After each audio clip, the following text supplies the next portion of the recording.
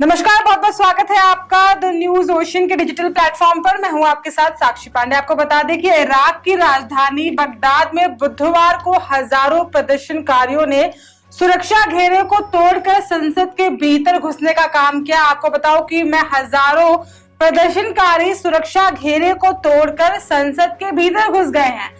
ये प्रदर्शनकारी सिया मुस्लिम धार्मिक नेता मौलाना मुक्ता अल सद के समर्थक थे। आपको बता दें कि इस वीडियो में हम आपको दिखाएंगे कि आखिरकार क्या है वो वजह जिसकी वजह से हजारों प्रदर्शनकारी सुरक्षा घेरे को तोड़कर संसद के भीतर घुस गए हैं। आखिरकार प्रदर्शनकारी मोहम्मद अल सुदानो को प्रधानमंत्री उम्मीदवार के तौर पर क्यों नहीं देखना चाहते हैं और आखिरकार क्यों उनके नामांकन का विरोध कर रहे हैं ये प्रदर्शनकारी।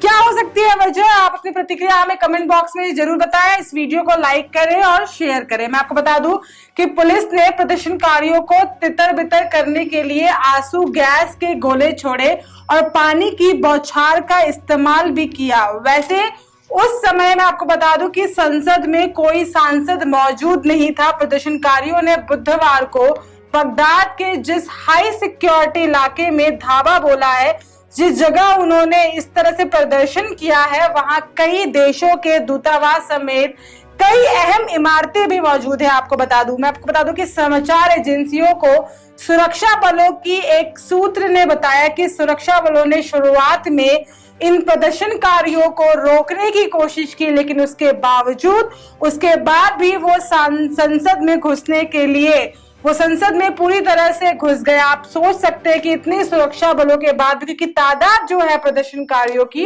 वो बहुत ज्यादा है, आप तस्वीरों में देख सकते हैं। मैं आपको बता दूं कि विरोध प्रदर्शनकारी संसद में टेबल पर चढ़कर गाना गाने लगे और उसके बाद से तस्वीरें इस तरह की सामने आ रही है कि किस तरह से वो संसद में गाना गा रहे हैं और नाच रहे हैं। आप देख सकते हैं प्रदर्शन के क्रम में प्रदर्शनकारियों ने जमकर नारेबाजी की और नाचते हुए भी देखे गए।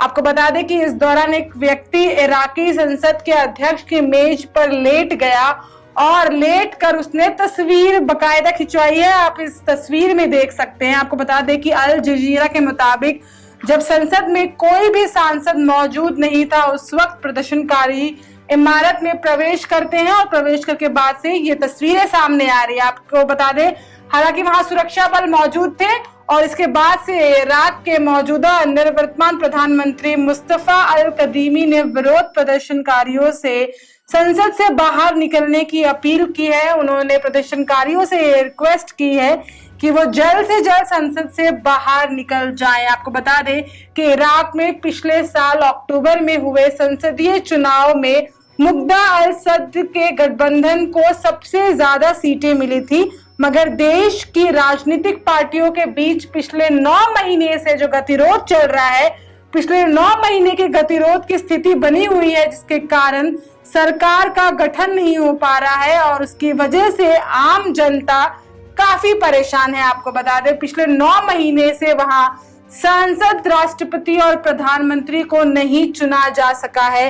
इसी वजह से वहां राजनीतिक गतिरोध की स्थिति बन गई है और वहां कोई ना कोई इस तरह की गतिरोध की तस्वीरें सामने आ रही हैं। और आपको बता दें कि फिलहाल वहां पर ना तो कोई राष्ट्रीय अध्यक्ष है और ना ही मंत्रिमंडल।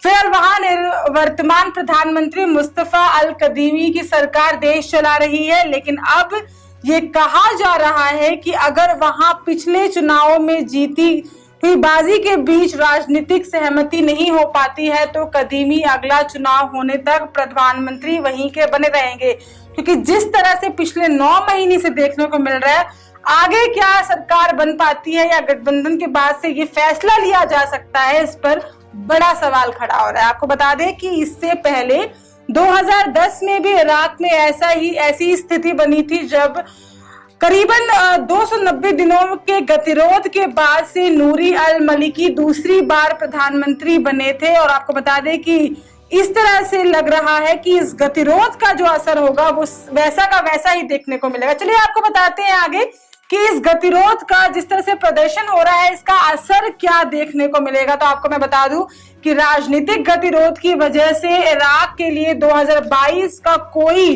बजट नहीं है, जिससे वहां बुनियादी जरूरतें, वहां की बुनियादी जो जरूरत की परियोजनाओं और आर्थिक गतिविधियों के लिए खर्च रुक गया है। इसीलिए खासा नाराजगी जनता में देखने को मिल रही है। गौरतलब है कि अक्टूबर 2021 में हुए चुनाव में अल सदर के गुट के कम से कम 73 सीटें जीती थी।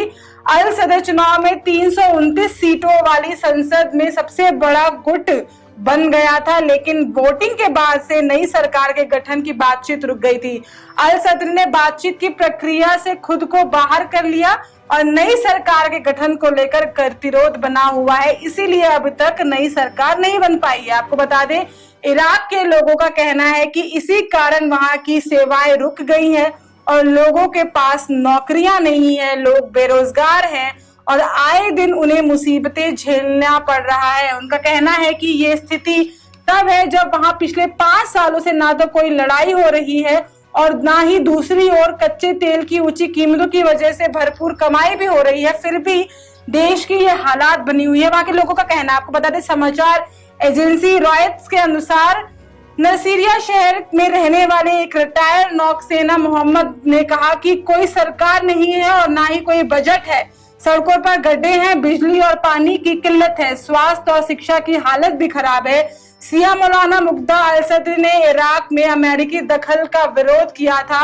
उन्होंने अक्टूबर में हुए चुनाव में अपने गठबंधन की जीत का दावा किया था। आपको बता दें कि अक्टूबर 2021 में हुए चुनाव में मुग्धा अल सदर की पार्टी ने करीबन 75 सीटों के साथ सबसे वो आगे रहे थे। करीबन 73 के करीबन उन्होंने सीटें जीती थी, लेकिन 329 सीटों वाली इराकी संसद में सरकार बनाने के लिए 165 सीटें होना जरूरी थी। लेकिन मौलाना सदर के अन्य दलों के साथ काम करने से इनकार करने के चलते गठबंधन की सरकार का गठन नहीं हो पाया था। अगर उन्होंने गठबंधन कर लिया होता तब सरकार खड़ी हो जाती, लेकिन उन्होंने इसके लिए मना कर दिया। उनके समर्थक मोहम्मद अल सुदामी ने प्रधानमंत्री उम्मीदवार बनने का विरोध कर रहे थे। उनका मानना है कि वो ईरान के करीबी हैं। आपको बता दें कि साल 2019 में भ्रष्टाचार, बेरोजगारी और राजनीतिक सेवाओं की स्थिति को लेकर बड़े स्तर पर विरोध प्रदर्शन हुए हैं। आपको बता दें कि इसके मुताबिक अब सुरक्षा बलों की कार्रवाई में कई ऐसे लोग मारे गए हैं। मौलाना सदर के समर्थक एक बार पहले 2016 में भी संसद में घुस चुके हैं। बुधवार को इराक में यूएन मिशन ने कहा कि लोगों का विरोध प्रदर्शन करने का अधिकार है, हालांकि जब तक वहां शांतिपूर्ण और कानून के दायरे ना हो जाए तब तक वो प्रदर्शन कर सकते हैं, ऐसा वहां के लोगों का कहना है। तो अब आप देख सकते हैं कि जिस तरह से 2019 में भ्रष्टाचार, बेरोजगारी और सार्वजनिक सेवाओं की स्थिति को लेकर बड़े स्तर पर विरोध प्रदर्शन हुए थे, वैसे ही अब ह्यूमन राइट्स वॉच के मुताबिक उस समय सुरक्षा बलों की कार्रवाई में कई लोग मारे गए थे। इसीलिए इस तरह से गुस्सा देखने को मिल रहा है और मौलाना सदर के समर्थक एक बार पहले भी इस तरह से कर चुके हैं और फिर से कार्रवाई देखने को मिल रही है। इसीलिए एक साथ इतने लोगों ने संसद में घुसकर विरोध प्रदर्शन करना शुरू कर दिया, क्योंकि उनका मानना है कि देश में जो स्थिति बनी है, देश में जो बेरोजगारी है, उसका लेकर खासा परेशान देखने को मिल रही है वहां की जनता। आप ही क्या राय है, हमें कमेंट बॉक्स में कमेंट करके जरूर बताएं। इस वीडियो को ज्यादा से ज्यादा लाइक करें, शेयर करें और देखते रहे द न्यूज़ ओशन।